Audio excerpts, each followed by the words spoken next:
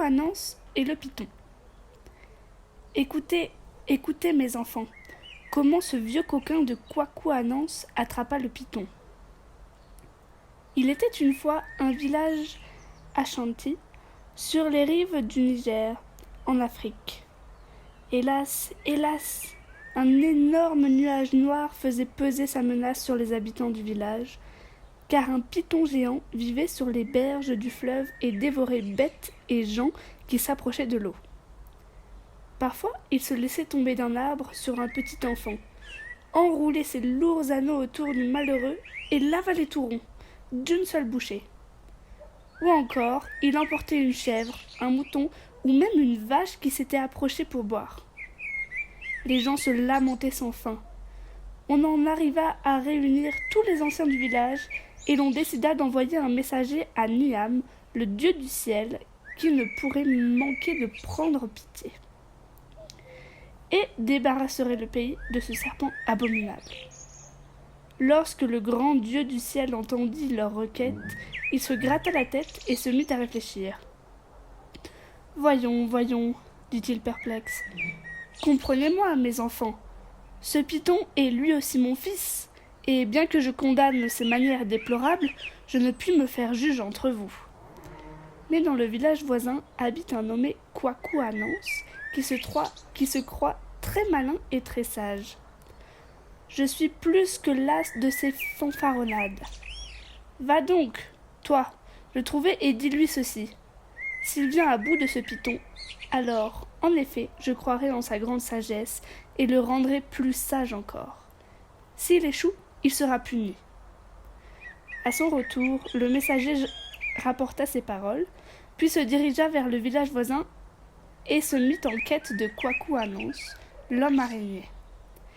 Il le trouva chez lui, un vieillard maigre qui prenait son repas en compagnie de sa femme. « Ha ha, ho ho !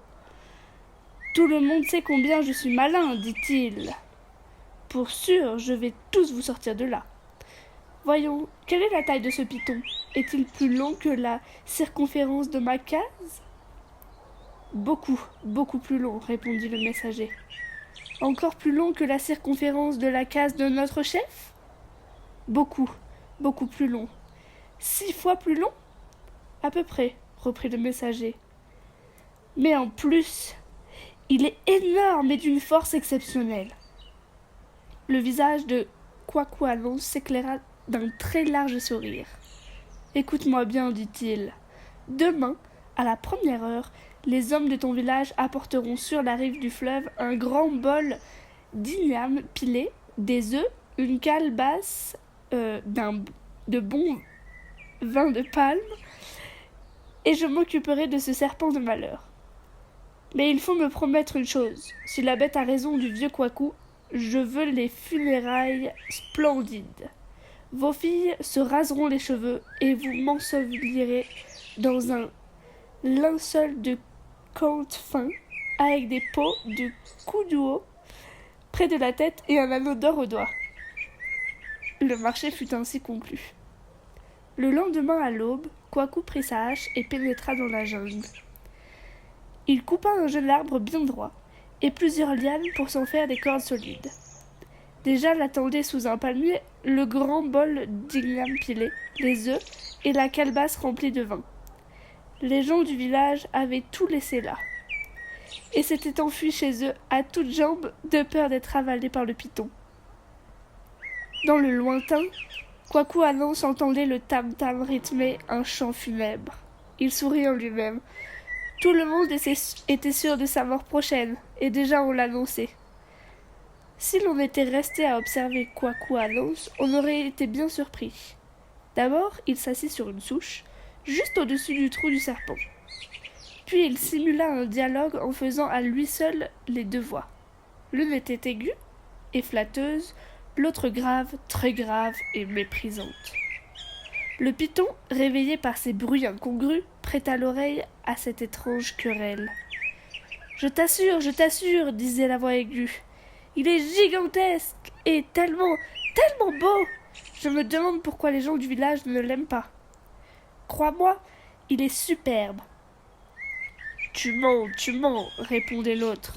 Il est minuscule, maigrelet et affreusement vilain. Pas étonnant que tout le monde lui en veuille. Non, non, ma parole, reprenait la première. Ce python est mon ami. Il est vraiment exceptionnel. Ce n'est pas sa faute s'il a faim. Si ces achantis mesquins lui offraient de l'ignames pilé, des œufs et une carasse de bon vin, il ne serait pas tenu de voler pour se nourrir. Qui a dit que les achantis étaient mesquins? Gronda la voix grave, soudain devenue furieuse. Le python les entendit se battre, et l'un d'eux s'enfuit en courant. La voix grave s'était tue. Fort intrigué, il jeta un œil pour voir qui avait dit tant de bien de sa personne, car tout cela n'était que pure vérité, bien entendu. Il sortit de sa cachette, se glissa lourdement sur la rive, ses énormes anneaux luisant dans le soleil du matin. C'était sans nul doute un spectacle terrifiant. Même Quaquanan se mordit la langue de frayeur, mais il n'en fit rien voir et salua très chaleureusement le python monstrueux. « Eh bien, merci d'apparaître, frère python, lui dit-il. Tu es en vérité conforme en tout point à ce que je disais. M'as-tu entendu remettre à sa place cet imbécile? Il fallait le voir déguerpir. Viens donc maintenant prendre le repas que je t'ai apporté. » Le python avait tellement faim après son long sommeil qu'il avala avec joie tout ce qu'on lui offrait. Lorsqu'il eut vidé le bol et la calebasse, le serpent remercia Quaquanan et écouta avec ravissement de nouveaux compliments. Au bout d'un moment, le vieillard lui dit « Frère python, j'ai une faveur à te demander. Avec cet imbécile, nous n'étions pas d'accord sur ta véritable longueur. Il affirmait que tu n'atteignais même pas la circonférence de sa case, et moi je soutenais que tu étais bien 6 fois plus long. Veux-tu me laisser te mesurer avec ce tronc d'arbre ?» Le python se sentait maintenant extrêmement las et d'excellente humeur, si bien qu'il accéda volontiers à cette étrange requête. À la demande de Quaku, il s'étira de tout son long contre le jeune arbre bien droit. Mais il était tellement grand que sa tête dépassait d'un côté. « Eh bien, mon ami, quelle est ma taille ?»« Pas si vite, répliqua Quaku. Il me faut te mesurer à la manière des achantis. Pour ne pas me tromper, je dois te ligoter à l'arbre. » En ce faisant, ce vieux malin de Quaquanan comptait à haute voix en arpentant le sol de long en large, comme s'il prenait vraiment très sérieusement la mesure du python. Bientôt, l'énorme bête se trouva bel et bien ficelée. Cette tâche accomplie, Quaquanan alla chercher sa hache. Cette fois, le python commença à s'alarmer.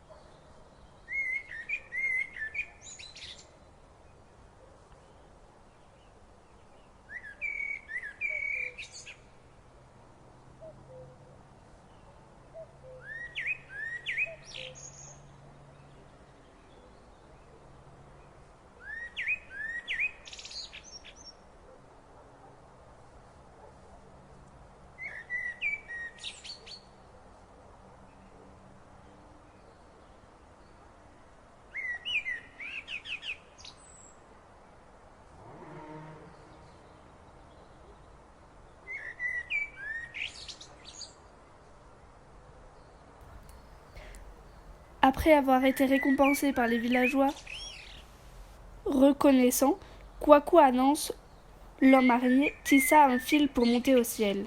« Oh, Niam, maintenant j'ai fait la preuve de ma grande sagesse, dit-il. N'oublie pas ta promesse. » Niam, le dieu du ciel, sourit. Il rassembla tous les guerriers de sa cour céleste et s'adressa à eux solennellement. « Admirez l'homme araignée, dit-il. Il s'est montré plus rusé que le python, et je dois tenir ma parole envers lui. Dorénavant, vous chanterez ses louanges.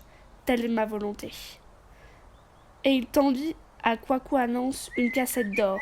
« Prends ce coffret rempli de sagesse, lui dit-il. Tu y trouveras bien des ruses et des tours qui te seront utiles sur la terre. Et l'on racontera partout sur ton compte des foules de récits que l'on appellera Anansesem, les légendes de l'homme araignée. » Le vieillard redescendit sur la terre avec le précieux coffret de Niam. Et depuis lors, en effet, on ne cesse de raconter des histoires sur la remarquable ruse et l'extraordinaire sagesse de Kwaku Anance, l'homme araignée.